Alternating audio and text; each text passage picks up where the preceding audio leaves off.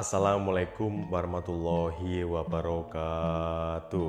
Nyuwun tambahing donga pangestu ing dinten Jumat sekawan April 2020 Bapak Mubasir kalian Ibu Sri Wahyuni hangajab kanthi estu rawuhipun panjenengan Bapak Ibu ugi sederek sedaya ing adicara tasyakuran walimatul khitan anak Mas Afkar Al-Muiz Maulana putra kaping kalih Bapak Mubasir kalian Ibu Sri Wahyuni. Mugi-mugi hajatipun kaparingan gangsar lancar dening Gusti Allah Subhanahu wa taala. Ugi Mas Afkar Al-Muiz Maulana saged dados putra ingkang soleh tansah bekti dumateng tiyang sepuh kekalih.